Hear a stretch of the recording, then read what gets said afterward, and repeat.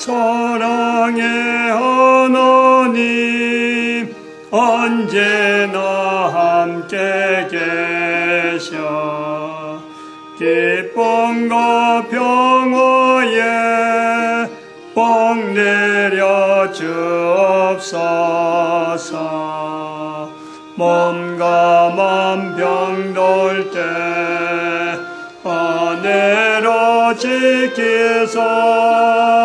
이 세상 안에서 구하여 주소서. 아멘. 하나님 말씀 창세기 2장 16절 17절 두 절입니다. 합동합니다. 여호와 하나님이 그 사람에게 명하여 가라사대 동산 각종 나무의 실과는 내가 임의로 먹되 선악을 알게 한 나무의 실과는 먹지 말라. 내가 먹는 날에는 정령 죽으리라 하시니라. 아멘. 기도드립니다. 할렐루야. 복된 시간 허락해 주신 것 감사합니다. 풍성히 누릴 수 있도록 저희들 하여금 성령님의 온전하심에 붙잡혀갈 수 있도록 복 내려 주시옵소서. 감사하고 예수님의 이름으로 기도드립니다. 아멘. 완전한 지혜의 사람, 이걸 말이죠, 완전한 사람의 지혜라고 부르면 어떻게 될까요? 비슷할까요? 다를까요? 완전히 다른 겁니다. 이거는 완전한 지혜의 사람이라고 한 주제가고, 완전한 사람의 지혜는 이거는 엄청나게 차이가 있는 거예요. 이 차이가 마치 완전한 지혜의 사람이라고 주제를 가져서 이야기하는 자세로 볼 때, 이거는 제가 늘 표현하는 성경에 어떻게 하면은 완전한 지혜라는 것은 주의 말씀을 경외함이거든요. 그러니까 주의 말씀을 경외하려고 하는 자리에서 내 한 개인이 어떻게 하든지 표현해 보려고 하는 내용이지, 완전한 사람의 지혜는, 이거는 완전한 지혜의 사람에서 반대편에 있는 헬라 문화에서 말하는 어떤 접근으로 보는 거죠. 저는 그래 보려는 거예요. 완전한 사람이란 자체는 칭할 수가 없는 거예요. 사람이 단정할 수가 없는 거예요. 규정할 수가 없어요. 하나님만이 인간에게 어렵다, 의인이다 라고 할 수 있는 그 자리가 완전한 거예요. 인간이 완전한 지혜라는 것을 설정해서 거기에서 나오는 어떤 지혜, 어떤 무슨 행적, 이거 보는 거는 바로 헬라 문화라. 이거 완전히 틀리는 거예요. 그게 완전히 틀리는 건 정 180도 정반대란 뜻이지. 정반대적인 어떤 위치에 있는 내용이 완전한이라든지 지혜와 사람, 이런 배치, 어디다가 어디로 배치하냐, 완전히 다른 거예요. 완전한 지혜의 사람이란 완전한 지혜의 사람일 때 있었던 어떤 분명한 상황, 본문에 있는 이 에덴 동산에서의 하나님 앞에서 서 있는 한 개인, 그 개인의 자리에 완전한 지혜의 사람으로 나타낼 수 있는 환경이 있기 때문에 그 환경으로 인해서 계속 갈 수 있는 내용이 예수님이 오셔서 빌립보서 2장 9절에서 11절에 있는, 지금은 하나님 앞에서의 어떤 자세인지는 모르지만은 예수님 앞에서의 모든 인간들이 가장 높은 이름 위에 하나님, 예수님 그 이름을 두고 두는 거예요. 중심이 있는 거예요. 하나님이 없는 자리가 아니라 가장 높은 이름 위에, 가장 높은 이름에 예수님 이름을 두고, 그게 하나님이 아니에요. 창세기 2장 16절 17절에 있는 그 내용이 거기에 있는 거예요. 그리고 거기서는 하나님이 말씀하시는, 지금 여기서는 말씀하시는 하나님으로, 하나님이 일방적으로 말씀하시게 되어 있는데, 그 모든 말씀의 종결로서 예수님은 말씀을 하지 않아요. 인간들이 하나님을 향해서 입을 열어서 주라. 주라. 어떤 자세로? 무릎을 꿇는 거예요. 무릎을. 동산이라는 것 때문에 무릎 꿇는 것을 우리가 개념을 모르는데, 하나님 앞에 서 있는 완전한 지혜의 사람은 하나님 앞에 무릎 꿇어야 되는, 무릎. 그러면 거꾸로 이야기하면은, 동산에서는 하나님하고 관계에서 엇바다에 서 가시다면은, 인류는 걸어가는 걸음은, 인류의 전체 시대는 하나님 앞에 무릎 꿇기 위해서 지금 사는 거예요. 방향이 그렇다니까. 그것이 완전한 지혜라는 것은 바로 주의 말씀을 경외한단 말이에요. 성경을 주의 말씀이라 하지 아니하고, 성경에 기록된 내용이 주의 말씀이 아니고, 내한테서 지금 에덴 동산에서 말씀하시는 그 말씀, 내 개인이 가지고 있는, 성경에 있는 내용도 되고 성경에 없는 내용도 되고, 얼마든지 하나님 앞에서의 지어진 인간으로서의 주의 말씀이라고 붙잡는 그 말씀을 붙잡고 예수 그리스도를 주라 고백하는 그 고백의 현장으로 가는데, 무릎을 꿇어가는 거예요. 무릎을.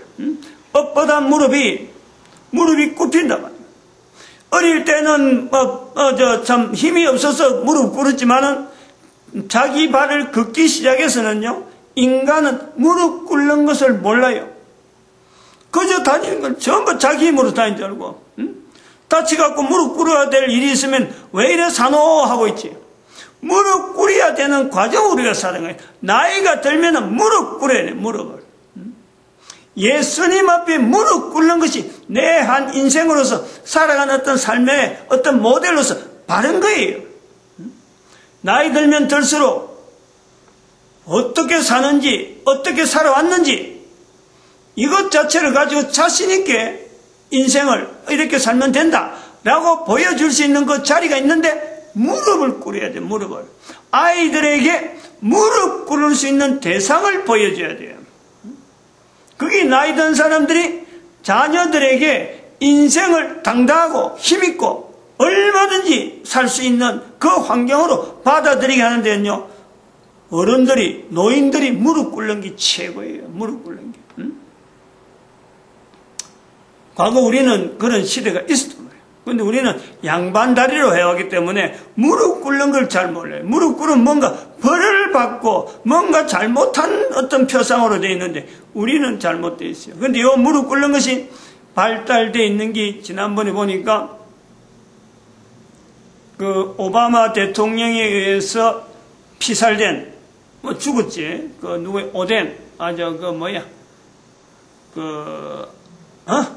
빈라덴. 내가 그것을 깜짝 놀랐어요. 그 노인이 애들하고 같이 있는데, 그 죽기 전이죠. 무릎을 꿇고 있더라, 무릎을. 그것 아마 다른 사람들은 자세히 안 봤을 거예요, 그거. 한 가족들이 앉아 있는데, 그 나이가 들어가지고 수염이 이래 있는 사람이 가족들 앞에서 자기가 무릎 꿇고 행동하고 같이 어울리는 거예요. 무릎 꿇는 것이 일상화되어 있더라고. 그 힘이에요, 그 힘. 그게 뭐 만만하게 말이 없지만요, 노인이 무릎 꿇는다는 건요, 그것 자체가 힘이라니까. 하나님 앞에 무릎 꿇는 그 자세를 빈 라덴은 보여주는 거죠. 언어가 영어로 했을 적에 가드라고 부르지 않아서 그렇지, 빈 라덴도 하나님, 알라라고 부르는 분명한 어떤 것 자체를 갖고 있는 거예요. 어떤 정치적인 어떤 지향점, 어떤 그 행동을 나타내는 것이 달라서 그렇지, 자세는 오히려 빈 라덴이 훨씬, 하나님 보실 때는 어려운 자는 오히려 빈 라덴이라 그러지. 그를 죽인 오바마가 될 수가 없어. 오바마 지금 하는 거 봐. 오바마 행정부 지금 봐봐요. 그걸 잘했다고, 지금 오바마 행정부에 정치 잘했다고 한 것이, 동성결혼, 합법화, 판결난 거, 미 연방 대법원에서 판결난 것이 오바마의 치적으로 나오는데, 그거는 잘못해도 한참 잘못하고, 미국의 자리를 이제부터는 더 이상 세계의 어떤 정치, 세계 어떤 경찰국이라고 하는 그 자리에서요, 이제는 내세울 것이 없는 국가 전체의 위상이 떨어지는 게란 말이에요. 이런 시각들이 완전한 지혜의 사람이 보려고 하는, 완전한 지혜의 사람으로 지향하는 사람의 입장에서 보니까 이렇게 비교가 되는 거죠. 이게 완전한 사람이라는 어떤 그 자리에서 보면은 완전한 사람은 두 사람도 없고 보는 나도 없는 거예요. 어떻게 완전한 사람의 지혜를 이야기할 수 있나요? 그거는 사람이 설정을 해야 돼. 요런 사람은 완전한 사람이다. 그 사람이 나타내는 것은 따라가야 돼. 이것은 바로 헬라의 헬라. 영웅주의 헬라의 영웅주의, 엘리트 사상, 엘리트 지상주의. 이렇게 되어지는 일반적으로 보이는 이런 그 개념에서 완전한 사람을 우선하지 완전한 지혜를 우선하지 않는 거예요. 이런 지향점에서 우리가 완전한 지혜의 사람으로 살아가는 우리 지향해야 될 우리의 삶에, 개인의 삶에 수많은 사람들이 완전한 사람의 지혜를 지향하든지 완전한 지혜의 사람으로 지향하는지 이 두 가지가 쓱 정반대로 있는, 위치적으로는 반대에 있더라도 이 사람들이 지금 쓱 뒤섞여서 자기가 생각하고 자기 행동하고 그래 하면서 하나의 국가 단위면 국가 단위 이렇게 존재되어 가는 거예요.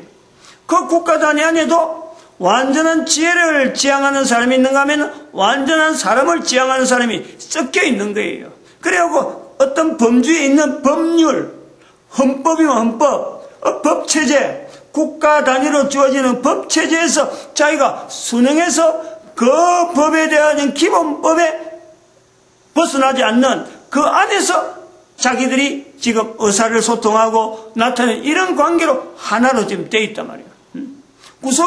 이런 구성이 우리가 나라라 하는 단위로 있다는 거 아니에요.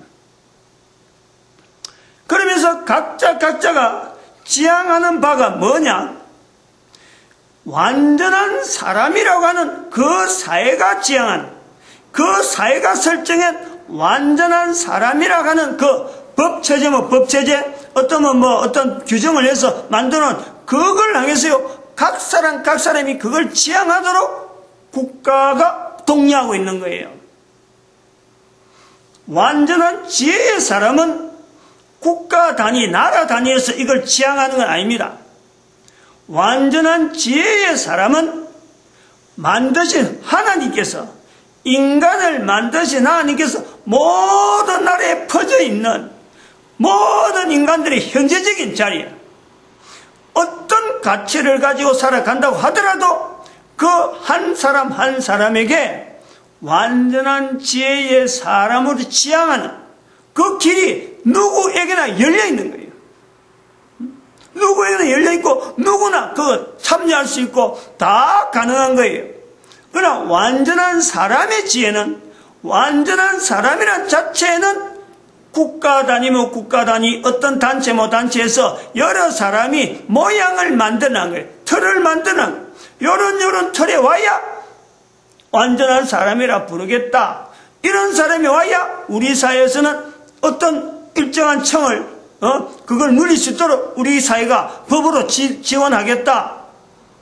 요런 틀이 있단 말이야, 틀이. 차이가 있어요, 차이가.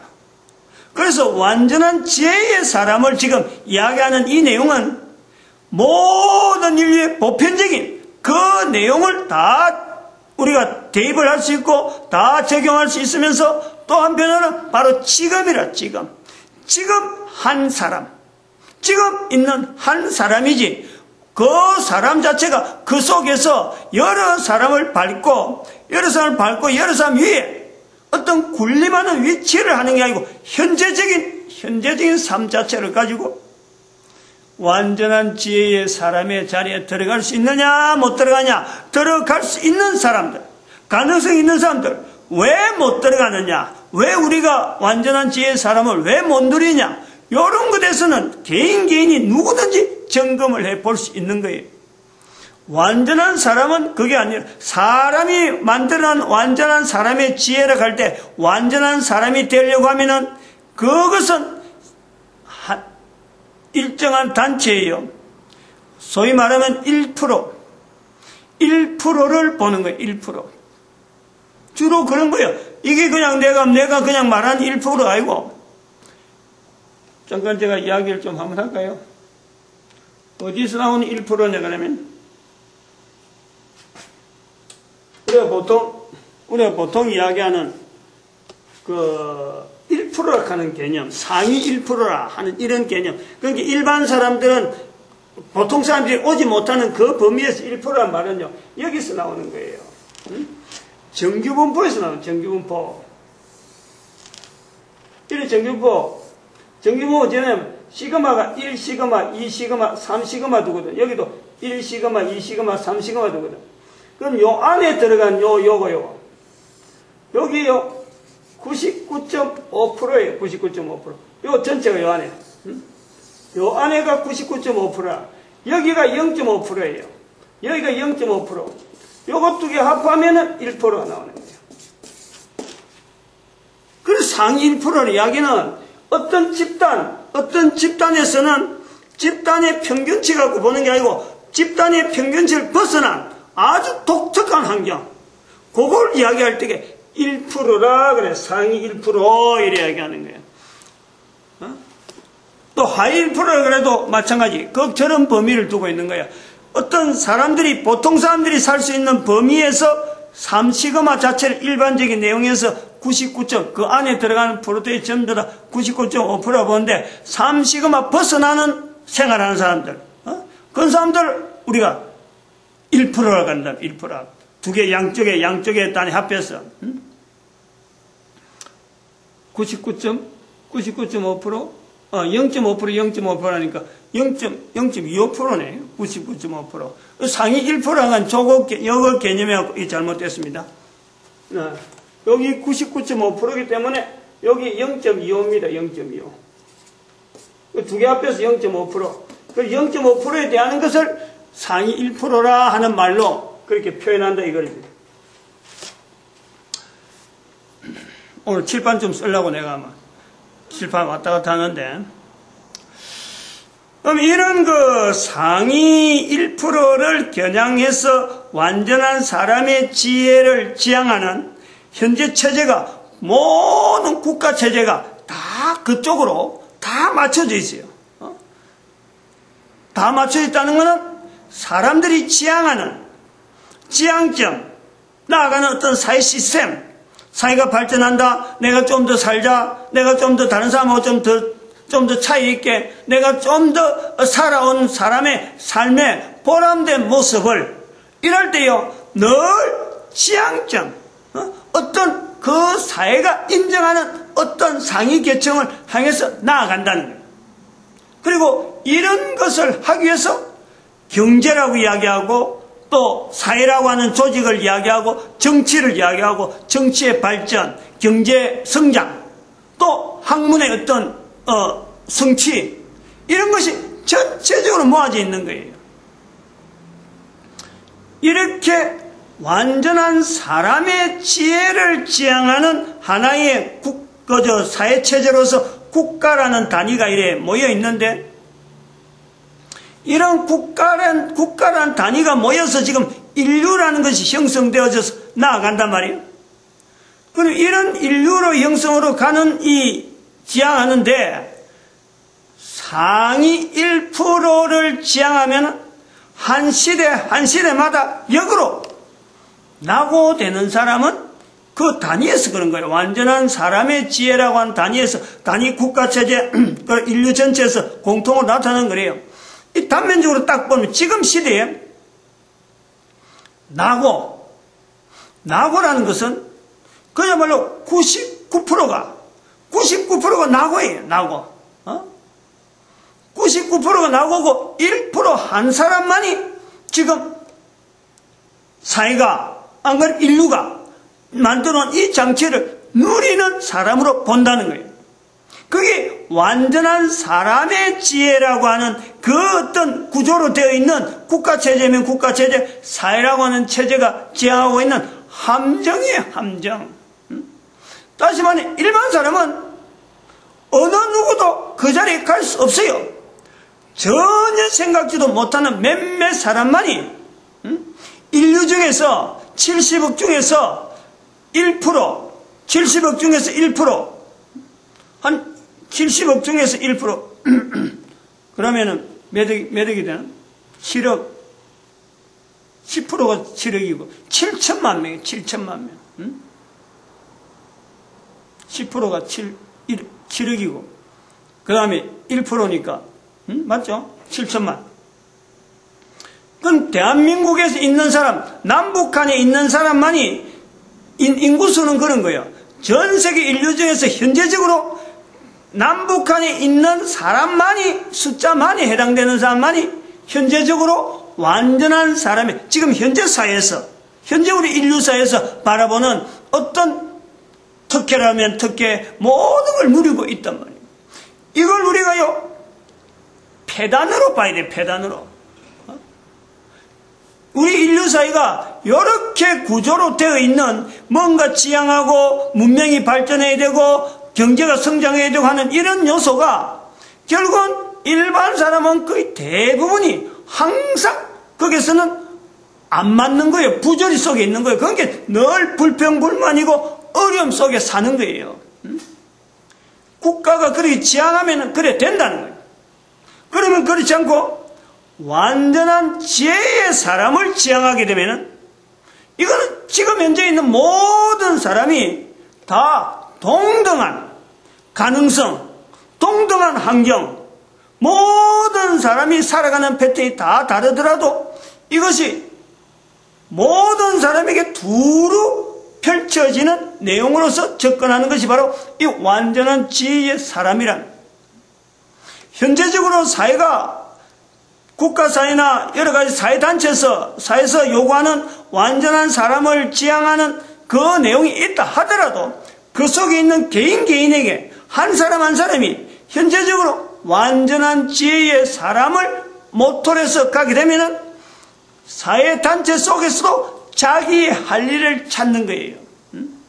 자기의 어떤 위상을, 자기가 할 일이라고 하는 것은 자기의 어떤 가치, 자기 어떤 살아가야 될 분명한 어떤 위치감, 이것 자체를 늘 점검해서 살아간다는 거예요. 사회가 그런 제도를 갖고 나가는 거하고 개인이 자세를 가지고 나가는 건요, 전혀 다른 거예요. 내 위치가 어떻고 남들이 어떻게 보든지 간에 자기가 가지고 있는 위치, 자기가 분명히 설정해놓은 어떤 그 자리가 있으면요, 사회가 어떤 사회가 되더라도 그 사회에 동화되지 아니하고 그 사회와 어떤 차이를 거리를 두면서 그러나 건국적인 자리를, 위치를 차지하는 거예요. 이걸 다른 말로 하면은 사상관계, 사상관. 교도소 같은 데 가서 무슨 수감되는 사람을 할 때 사상범, 정치범, 이렇게 이야기하는, 바로 이 사상범에 해당되는 이 내용 자체가요, 우리 개인에게 다 가능하다는 거예요. 그러니까 국가 정치, 이런 국가 단위로 있어도 내가 어디다 지금 딱 어떤 자기의 가치를 두느냐, 거기에 따라서 그 삶이, 개인이 누리는 삶이 그 국가사에서 지향한 어떤 그 표준치보다는 그거하고는 그거하고 청량을 하지 못하는 그런 삶을 개인이 살 수 있다는 거예요. 그렇다고 해서 그 국가를 나쁘게 하는 것도 아니고 그 국가에 분명히 일정한 일을 하면서 자기 자신의 가치를 충분히 올릴 수 있는 그 자리가 우리가 완전한 지혜의 사람의 자리가 있다. 이런 것을 지금 여기서 우리가 찾는 거죠. 지금 시대에 상위 1%만 지향하는, 그래서 모든 사람들이 다 불평덩어리, 아무리 살아도 뭔가 가치가 없고 미래에 장래에 어떻게 될지 할 자신도 못하는 그런 걸음으로 살아가는 사람이 수없이 있는데 70억 인구 중에서 거의 69억이 말이죠. 69억에 해당되는 사람이 그렇게 살아가는데, 그럼 이런 삶을 사는 것이 바른 인류의 모습이냐? 분명히 아닌 거죠. 분명하고 바르려고 하면은 개인이 그 속에 살고 있는 모든 인간이 한 사람 한 사람이 자기의 가치를 분명히 국가의 형태가, 국가의 모양이, 또 국토의 모양이, 자기가 살아가는 삶의 자리가 뭐 바다 위에 사는지 땅 위에 사는지 뭐 이런 관계를 떠나서 개인이 인간이라는 것, 코로 숨을 쉬며 사는 인간이라는 것은 70억 인구와 동등하게 같은 가치를 가지고 살고 있는 사회 속에서 자기를 나타낼 수 있는 그런 어떤 사회가 된다면 바로 이것이 오히려 더 인류 사회에 바람직하지 않겠느냐. 분명한 것이 완전한 사람을 지향하는 사회 구조보다는 완전한 지혜의 사람을 지향하는 그 자리가요, 훨씬 인류 사회가 덕이 되는 거예요. 그 비교를 우리가 해볼 수 있단 말이에요. 이런 비교하는 자리를 한번 또 이렇게 접근하는 부분에 우리가 생각할 부분이 많이 있어요. 아주 몇 가지 우리가 사례를 들어야 되는데, 지난번에까지 이야기해오던, 늘 이야기하던, 지금 뭐 박근혜 대통령 이야기를 지금 몇 번째 하고 있는데, 몇 주 동안 그 단어가 굉장히 중요한 단어가 나오기 때문에 그래요. 박근혜 대통령이 여자인데 여자 입에서 배신하는 정치를 한다면서 한 정치가를 통해서 배신이란 말이 나왔단 말이에요. 배신. 이게 대단히 중요한, 우리 인류 사회의 개인의 삶 속에서도 배신이란 말은 대단히 중요한 요소가 있는 거예요. 성경 안에도 이것이 굉장히 중요한 자리가 있단 말이에요. 대단히 중요한 자리가 있다. 더구나 여자가 남자에게 배신이란 말을 했다.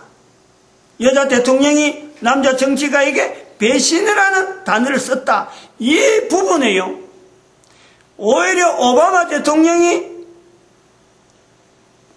동성결혼 합헌인가하고 좋아한다고, 대통령이 같은 대통령이니까 국민들 앞에 웃음을 활짝 웃으면서 이야기하는 그거보다는요, 이건 우리 국민들이 새겨들어야 된단 말이에요. 완전한 사람을 지향하는 국가 사회의 대통령이 입에서 배신이란 말을 했다.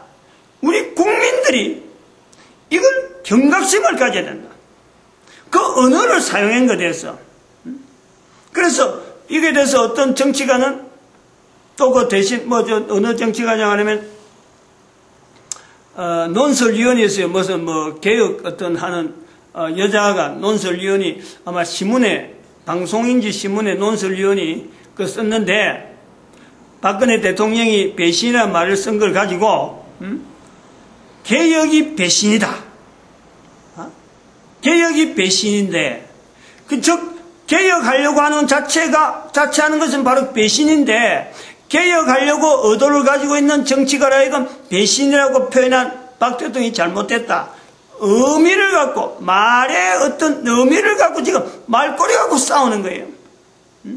그렇게 지금 이야기한단 말이에요.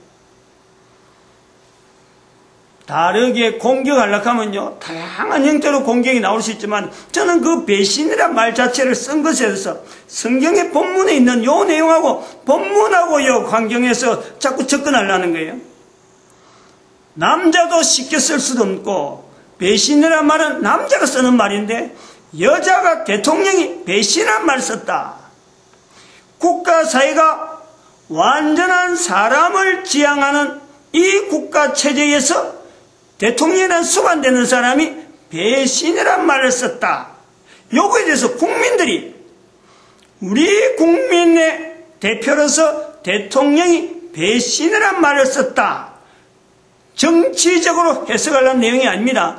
어느 상으로 여자가 쓸 수 없는 말을 여자가 썼다.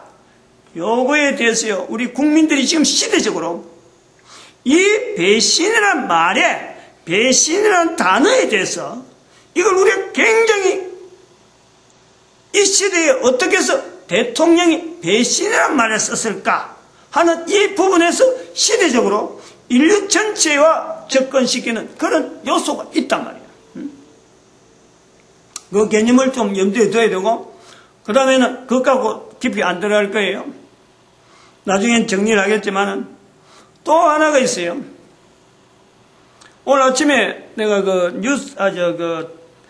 아침마다 9시 좀 되면 9시 넘어서 이제 그 식당에 가는데, 대구 방송 KBS 9번 채널, KBS 대구 방송 가면 그 시간에 꼭 KBS 대구 쪽에 해갖고 사회의 어떤 문제를 가지고 여러 사람이 이제 놓아서, 정부에서도, 공무원도 나오고, 또 어떤 그 중요한 기관에도 나오고, 그 다음에 대학에서도 나오고, 이래갖고 적어도 3명 내지 4명이, 이래 나와서 사회자가 한 사람 있고, 사회자 외에 3명 내지 4명이 나와서 하는데, 경북 대구를 중심해가지고 있는 여러 가지 어떤 사회 문제, 여러 가지 요소들을 하나하나 주제를 가지고 하는데, 이번 보니까 학생들이 대학에 이제 들어가야 되는데, 대학에 들어가서 고등학생들이 이제는 이 여름방학을 어떻게 대처할 것인가 하는 이런 부분에서 그 방안들을 또 지혜롭게 대처하는 이런 내용들을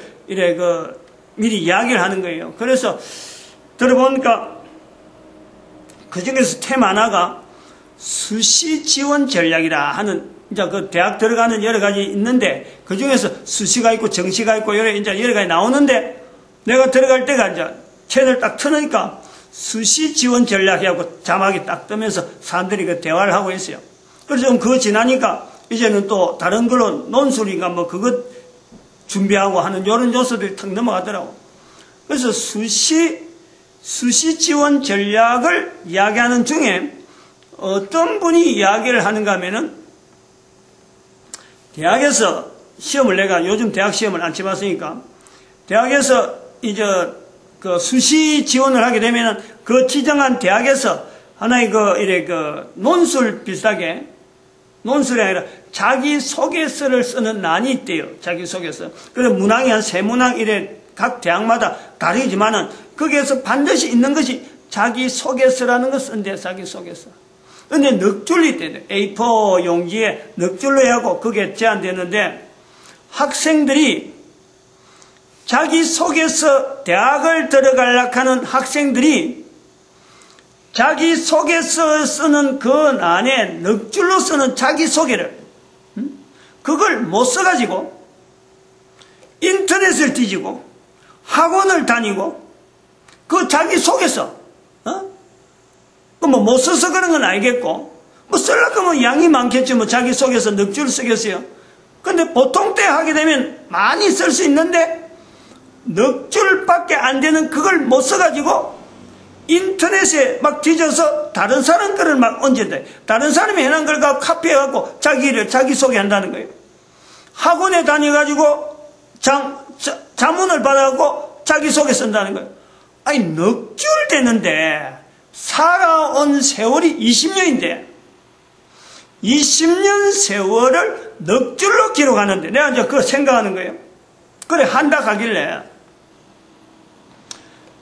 국민학교, 중학교, 고등학교를 마치면서 공부를 하면 얼마나 글을 못 써서 넉줄 되는 그 줄을 못 채워가지고 A4 한 장도 아니고 그 줄에 넉줄인데 그걸 못 채워서 학원을 다니고 막 이렇게까지 돈을 막 써가지고 넉줄 채운다는 거 아니에요. 그런데 그 넉줄 채우고 그렇게 넉줄 채우면은 대부분이 다 탈락된대요. 자기 소개가 아니라는 거지. 다른 사람 글이 너무 비싼 게 올라오면은 심사위원들이 그거 안 본다는 거예요. 비싼 거 올라오면 그렇습니다. 낙점을 하는데, 학생들은 그런 줄도 모르고 자기 소개서를 쓰는 데에 다른 사람 글을 많이 엮는다는 거예요. 이제 제가 생각해 보는 거예요. 학생들이, 고등학교 나온 애들이 첫 번째, 자기 소개서도 못 쓸 정도로 자기를 이야기하는 내용이 이렇게 약하냐? 그렇게 될 수밖에 없는 학교 체제가 있을 거 아니에요. 학교 체제. 얼마나 우리 학교 체제가 허약하면은 고등학교 졸업할 때까지 글을 못 쓰는 것도 아니고 읽고 쓰는 것이 그만큼 발달한 이 고등학교 졸업아들이, 아니, 자기 소개서 넉줄을 못 쓴다. 여기에 대해서 분명한 교육의 약점, 현재 부분에 약점이 분명히 있는 거예요. 또 하나는 쓸 수 있음에도 불구하고 못 쓰는 이유는, 못 쓰게 된 이유는 이게 시험이니까 정답이 뭔지, 정답에 맞는 소개서를 쓰려고 하던 거니까 다른 사람이 정답이라 하는 것에 발달해갖고 이게 이렇게 하면 정답이다, 저렇게 하면 정답이다, 이런 말을 듣는 것에 발달해갖고 자기가 없는 거예요. 자기 소개를 쓰는데, 자기 소개서를 써야 되는데 자기가 없이 정답이라고 일컬어지는 거기에 전부 다 맞춰지는 거예요. 요걸 우리가 생각해 봐야 돼요. 지금 아까 제가 이야기한 배신이란 말에 개혁인데 배신이 개혁이고 개혁이 배신인데 라고 하는 말을 바꿔가지고 지금 이렇게 자기 의견을 나타내려고 하는 어떤 평가자가 있는가 하면 자기 소개를 쓰지 못해가지고 답이, 정답이 있는 소개서를 찾는다든지 자기 소개서를 찾는다든지 하는 이런 요소들, 대한민국이 아니면 대한민국 전 세계에 있는 모든 사람들이 현재적으로 현재에 살고 있지만 앞으로 장래일에 되어질 일에 대해서 어느 누가 자신있게 요렇다 라고 할 수가 없어요.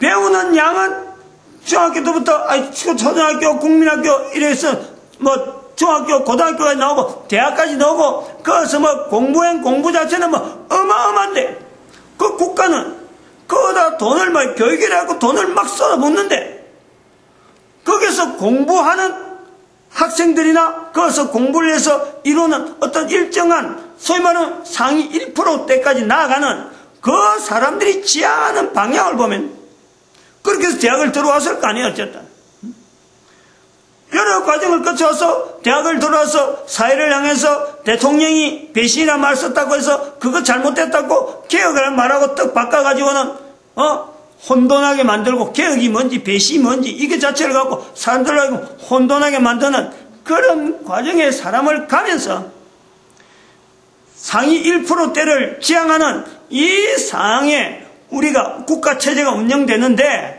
이런 사람들 속에 단 한 걸음도 인류가 지금 현재 살아가고 있는 지금 현재 전체를 두고 앞으로 1년 후에 앞으로 100년 후에 이 인류는 어떤 모습이 될 것이다 라고 겨냥할 수 있는 내용은 한마디도 아무도 할 수가 없어요. 이게 완전한 사람의 지혜라고 하는 이 틀을 갖고 가는 온 인류의 비참한 모습이죠. 한계죠, 한계. 그러나 완전한 지혜의 사람을 하게 되면, 완전한 지혜의 사람을 하면 에덴 동산에서의 지금부터 수천 년 전, 수만 년 전, 수억 년 전에 살고 있었다고 할 수 있는 그 인간이 앞으로 올 수 있는 그 모습에까지 내 모습이 그대로 들어가는 거예요. 변동이 없는 거 아니야. 장래에 대해서 분명하게 이야기할 수 있죠. 지금뿐만 아니라 앞으로도 계속해서 언제가 될지 모르지만 분명한 내 자세, 모든 인간의 자세, 모든 사람들이 태어날 후손들에 대한 내용을 분명히 이야기할 수 있어. 요 자리를 잡아야 된다. 요 자리를 잡아야 된다.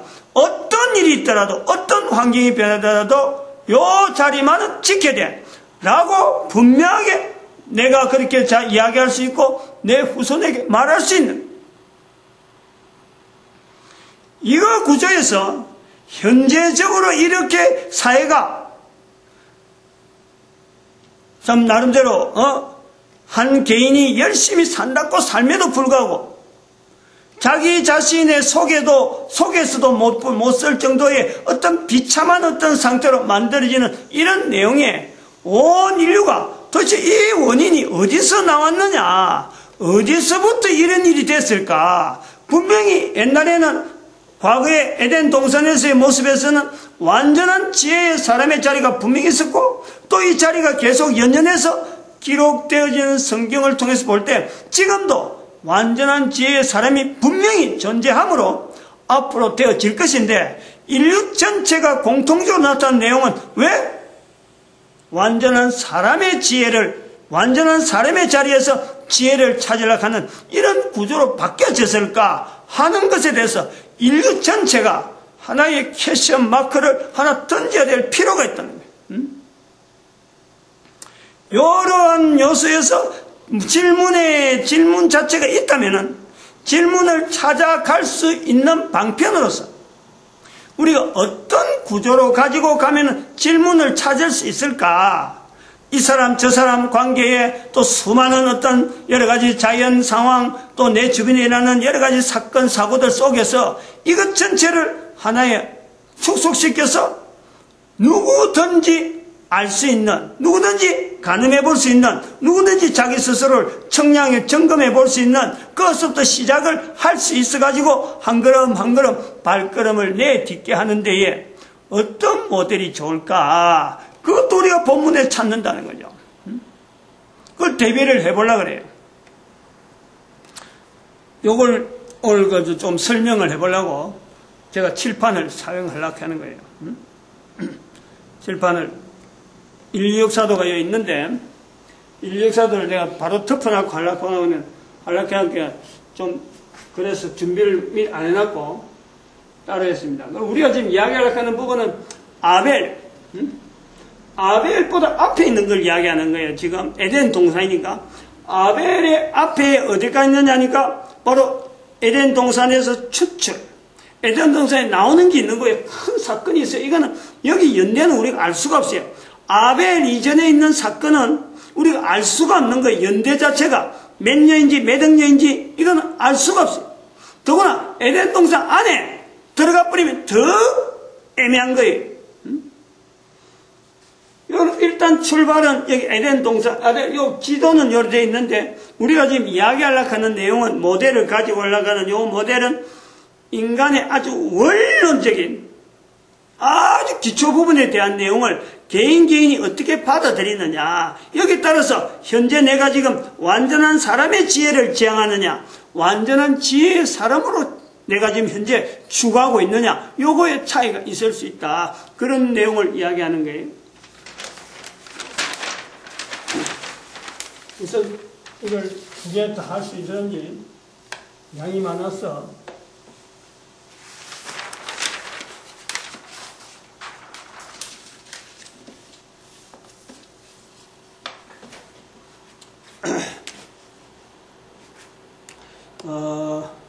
이렇게 하면 선을 쫙 긋습니다. 일단 선을 쫙 꺼요.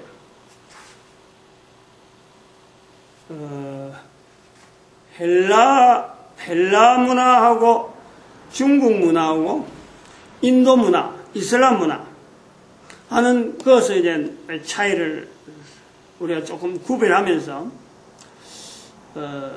현재 우리가 이 사람에 일어나는 이런 문제 또 여러 가지 자연 여러 가지 환경하고 이 관계성을 맺는 어떤 차이가 있단 말이에요. 차이. 그걸 일단 한번 차이를 한번 정리를 하고 전체를 한번 보려고 하는 거예요.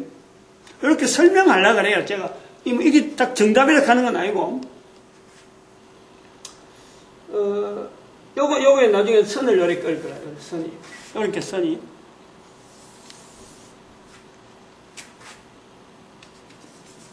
이제 요게 중간에 이렇게 하고 요거는 제일 앞에 제일 먼저 여기를 헬라 문화 요 헬라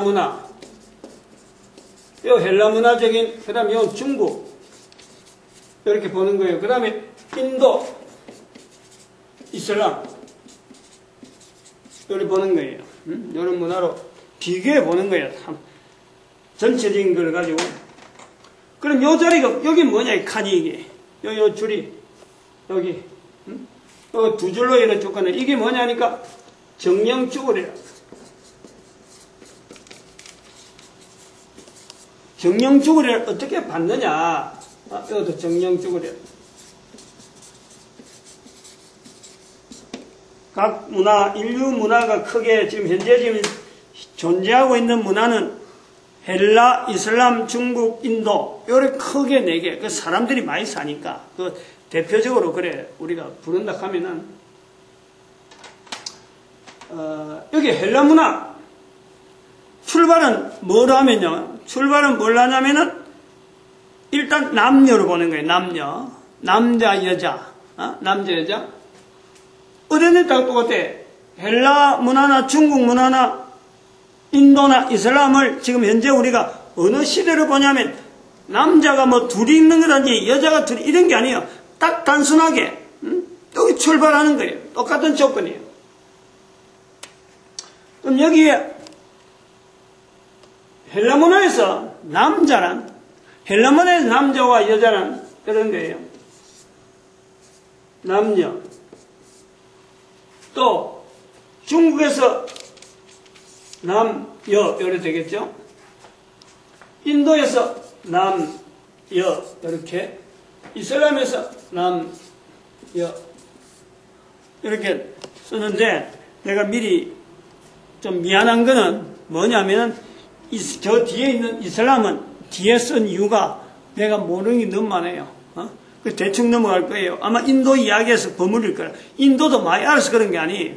우리가 잘 아는 한국 사람은 지금 중국을 잘 아니까, 중국 문화라는 이 자체는 뭐 전 세계 14억이니까 분명히 인정이 돼야 되고, 인도 문화도 인정을 되고 13억이고, 이슬람 문화는 지금 독특하게 있는데 도저히 가까이 갈 수가 없고, 자료가 없어가지고, 헬라 문화라 하는 이 문화는 교회 목사니까 너무 잘하는 거예요. 그러니까 이 두 가지, 헬라와 중국 문화는 앞에 나왔다, 그런 의미인 거예요. 이게 뭐 차등이 있다 이런 보담도.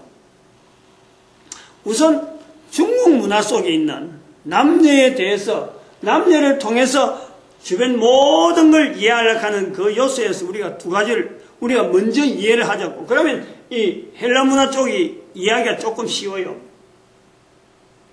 중국에서 넘어오는 우리가 어떤 그 사회를 이해하는 문화, 하나의 중국 문화를 통해서 사회를 이해하고 이래 접근할 수 있는 내용 중에서요, 사성이라 하는 게 있잖아요. 내용이 뭐냐면은, 같은, 여기도, 남에도, 이렇게 보면 돼요. 여기 남이에요. 여예요. 여기 여예요. 남이에요. 사람의 성격, 사람에 일어나는 수많은 논리를 중국에서는 이런 논리로 가지고 있다. 다 그런 건 아니에요. 이 속에서도 분명히 차이는 있죠. 차이는 있어도 일반적으로 우리가 이해하는 것은, 중국으로부터 우리는 문화를 많이 받았기 때문에 남성적인 요소예요. 남성적인 요소에 남성적인 강한 요소, 남자지만 또 여자적인 그런 개념이 있는, 그 성질이 있는 그런 것을 뭐 여기다가 뭐 태양인이라 하나, 남 이런 것을 다른 말로 하면 여기 태양인 이렇게 되면 태양인. 그래, 맞잖아요. 맞네. 그래서 네 가지 이야기하는 거 있잖아요. 제가 잘 모르는데. 이 성격을 남녀로 보면은 이렇다는 거죠. 그 다음에 여자가 여자 성격을 막 지향하는, 그 요소가 있고, 또 여자가 남자 성격이 나오는 요소가 있어요. 이 네 가지가 조합을 하는 거예요. 시대적으로. 과거에 있던 사람이 다음 연대에 능하면서 부모를 통해서 이런 또, 남쪽으로 많이 가든, 여자 쪽으로 많이 가든, 이런 네 개가 서로 섞여가는 거예요, 섞여가.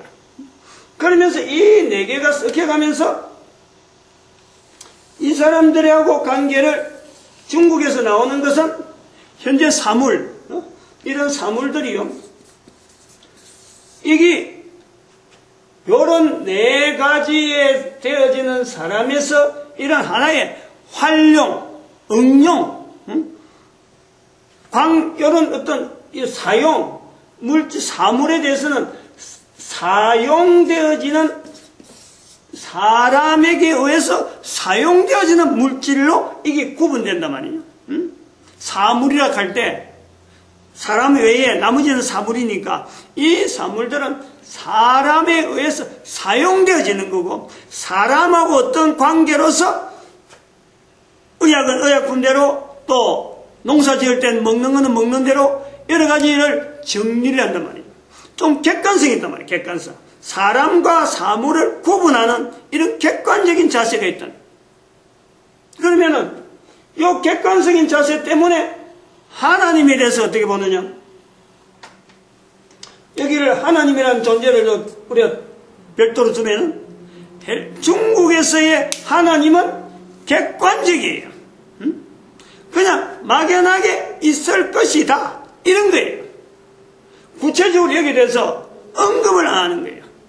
단순하게 하늘이라 하는 표현을 하든지 어떤 개체적으로 하나님이라고 구체적으로 이분이 우리하고 어떤 관계가 있고 이걸 설명을 하지 않고 어떤 관계를 맺으려 하지 않냐고 그냥 하나의 존재 있을 것이다. 이런 것이 피상적으로 뭔가 인간이 볼 수 있는 소위 말하면 정령주굴이라고 하는 이 벽이 있잖아요. 이 벽. 인간이라는 한계는 정령주굴이라는 것이 있는데 그 정령주굴이라는 것에 인간의 한계를 넘어서 어떤 존재 뭔가가 있을 것이다 라는 그 정도에서 끝을 낸다는 거예요. 이게 우리가 일반적으로 봐요. 그래서 하늘님이라 했다 하늘이라 했다 거기다 님을 붙였다가 하나에다가 님을 붙이는 이런 것이 우리나라에 와서 좀 변동이 되는 거예요. 중국에서는 그래서 천자라 이래. 천자 하늘로부터 내려온 사람 하는 이런 걸 받아들이기도 하고 저것도 이 하늘이라 하는 이거는 어떤 근위는 근인데 인간의 한계 자체가 분명히 인식되면서 이 자리를 두는 것이 하나님에 대한 이것이 중국 문화 전체에 대한 어떤 그림적인 내용이다라는 거예요. 시간이 또 지나는데 그 다음에 헬라 문화를 한번 봅시다. 헬라 문화는 남녀가 있는 이 속에서 남도 1이요 여자 1이에요. 같은 개념이 같은 1이라는 같은 일로 보는 거예요. 같은 일로 봐서 남녀라고 하는 이 요소에서의 차이는 기능적인 부분의 차이는 기능적인 부분. 어떤 일의 기능성이에요. 즉 여자는 여자로서의 생산의 기능 고유한 남자는 남자로서의 일해야 되는 기능 안 그러면 어떤 주변을 관리해야 되는 기능 어떤 기능이라 이 기능적인 차이만 인정을 하고 나머지는 1대1이 1대1 그래서 여기서 발달한 것이 민주주의란 말이 민주주의란 말 자체가 이런 데서 발달하는 거예요. 한 사람이라는 한 사람이 모여서 어떤 민이라고 하는 어떤 이런 사람들이 모이고 거기에서 도시가 형성되는 거예요. 도시가. 그리고 이거는 또 이 사물들의 관계에서는 이 사물들하고 남녀를 자체를 여기다 용어를 해요. 여기서 사물과 남녀를 인간을요 사물 속에 집어넣는 거예요. 사물들 속에 일부라는 거예요. 일부로서 남과 여가 일대 하나라는 거예요. 하나. 그리고 신에 대한 내용도 신이라고 하는 이 내용도 여기에서 별도로 신을 두려고 하지 않냐고 정령죽으라는 자리에 있음에도 불구하고 이 신의 자리를 사람들이 사물을 이렇게 끌어당겨서 인간과 더불어서 사물 자체를 하나로 만들듯이 이 정령죽으라 하는 이 자리 자체를 뛰어넘어서 있는 이 존재도 사람들이 설정을 하는 거예요. 설정을. 신의 자리를 설정한다. 인간이 만들어내는 거예요. 이 구조가 달라요. 엄청나게 차이가 있는데 이런 내용에 인도 쪽으로 들어오면 남녀라고 하는 이 요소에서 제가 정확하지 않기 때문에 그냥 인도에 있는 질서만 보고 하나의 그 카스트 제도만 보는 거예요. 이들에게 있어서 남녀는 어떤 순서. 남녀는 질서를 유지하기 위한 순서란 말이에요. 질서. 다시 한번 이렇게 그림을 그릴 수 있겠죠. 계층에 전부 다 잘라놨고 남녀를 다 하는데 위에도 남녀가 있고 밑에도 남녀 있는데 하나의 질서를 유지하기 위한 질서 유지가 우선이에요. 그러면서 밑에 제일 밑에 하부에 자인을 둔단 말이에요. 사물을.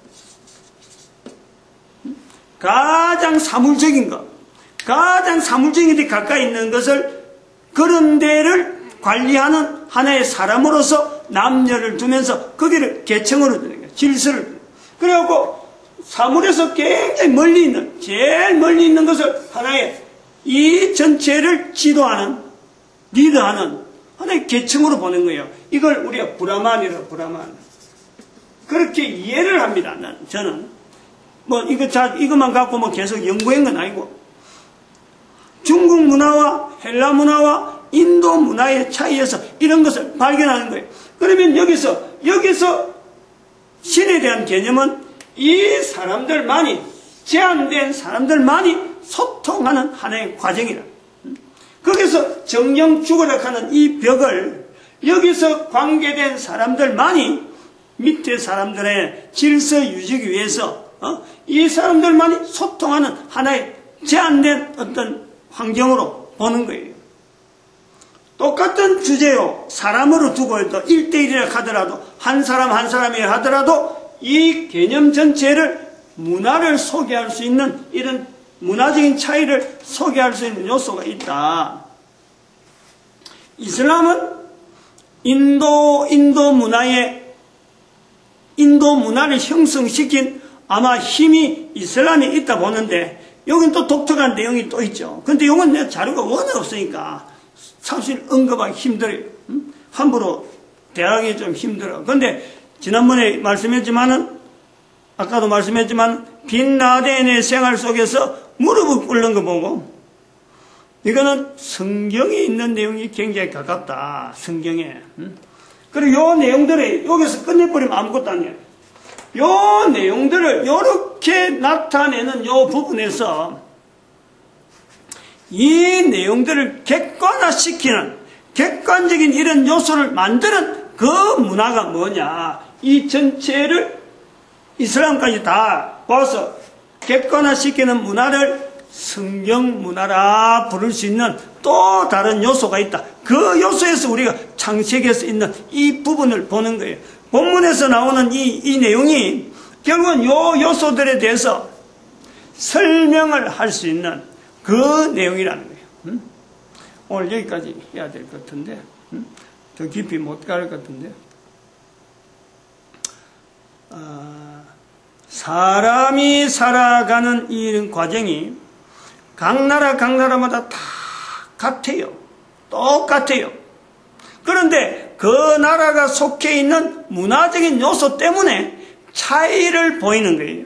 현재적으로 내가 가지고 있는 문화적인 요소 때문에 그 사람의 다른 나라 사람하고 내하고 다른 나라 사람이라고 하지만 실제로 한 개인이 살아간 내용은 에덴 동산에 있을 때부터 시작해서 지금 현재 떨어지는 수많은 흩어져 있는 각 나라 사람이 똑같아요. 달라질 내용이 하나도 없어요. 그런데 문화적인 요소 때문에 서로 다르게 이질적으로 이렇게 차별을 하는 것은 그 나라가 그곳에 있는 동안에 형성되어졌던 서로 간의 교류가 되지 않아서 떨어져 있던 그 요소 때문에 우리가 지금 온 거예요.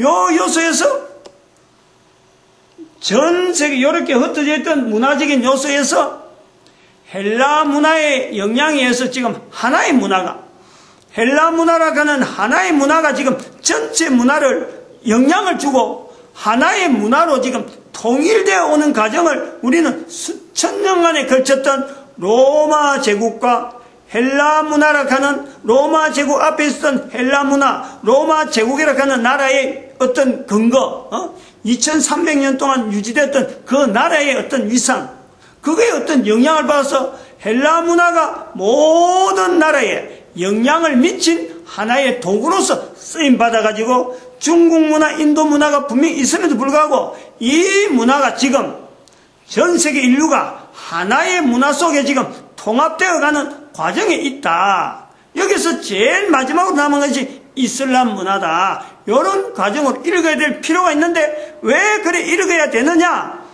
본문에 있는 이 현장에서 남녀의 이 과정, 아직 이 내용에서 남녀는 아직 설명 안 됐습니다. 이것도 하고 넘어갈까요? 성경까지 하고 넘어갈까? 그럼 이 자리 요걸 우리가 조금 빌려서 이슬람이라고 하는 이거는 내가 어차피 이야기를 못하는 내용이니까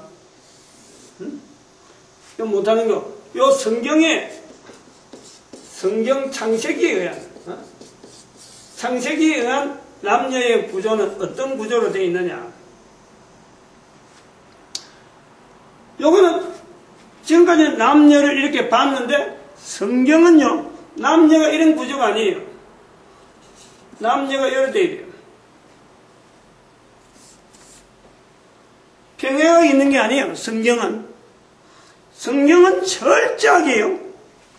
하나님의 자리에 하나님이 이제 똑같잖아요. 다른 데하고 다 똑같이 정령축을 해가지고 똑같이인데 남이라는 자리에 하나님과 관계에서 이거는 남은 철저하게요. 여기는 책임이에요. 책임. 똑같은 1대1이 아닙니다. 그리고 여자는 관계. 우리 인간들이 가는 모든 환경에는 사람이 살아가는 모든 부분에는 책임적인 요소, 인간이 어떻게 하든지 하나님께서 만드신 만물 가운데서 인간에게 책임이 주어져 있다. 모든 만물을 관리할 책임이 주어져 있다. 그리고 여자를 통해서는 관계되어지는 남자와 관계, 남녀의 관계, 부부관계도 여기서 찾아야 돼요. 분명한 부부는 한 사람 한 사람으로서 1대1로서 한 사람은 책임적인 부분이 분명히 나와야 되고 한 사람은 분명히 관계성을 유지해야 될 부분이 분명히 있어야 되네. 이 관계에서 왜 여자가 관계가 되어지냐? 바로 자손 부분이 아이가 형성된 안에서 보호를 해야 될 책임이 남자에게 있는 거예요. 다음에 자손들에 대한 이 여성을 통해서 자손들이 형성될 때 이 책임을 보호해야 될, 관리해야 될, 유지해야 될 이 책임이 남자에게 있고 이것을 계속해서 번성시키고 계속해서 퍼져야 되는 것이 여자에게 있는 거예요. 이게 성경의 내용이에요. 자연 사물은 바로 이 관계성 속에서 이 사물이 있는 거예요. 사물. 수직이에요. 수직. 민주적이 아니에요.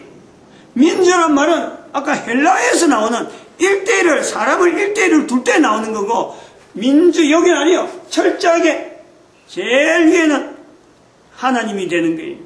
그것서 인도에서 말한 대로 브라만 계통에 해당되는 남자의 자리가 있는 남자의 자리. 이것이 밖으로서 여자가 만약 그걸 맡아도 그 밑에 반드시 있어야 돼. 남자가 있어야 돼. 남녀는 이것이 수직관계지 어느 한 사람이 거기서 동일하게 나올 수가 없어요. 창조되어진 어떤 개체로서의 하나님에서 만들어진 인간에 봐도 순서가 다르단 말이에요.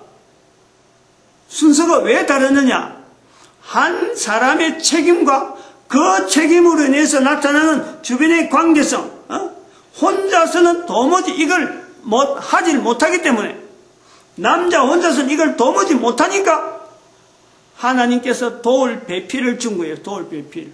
그 도울 배필은 여자가 만약에 하나님 앞에서 여기 중국에서 나오는 대로 남남 여여 이래 될 때 여자가 그것이 성향이 세월이 가면서 그게 달라질 수가 있으니까 그 환경에 따라서 달라지면서 그런 문화 속에서 여자가 만약에 하나님 관계가 된다면은 남자는 철저히 도우는 자리가 가야 돼. 도우는 자리.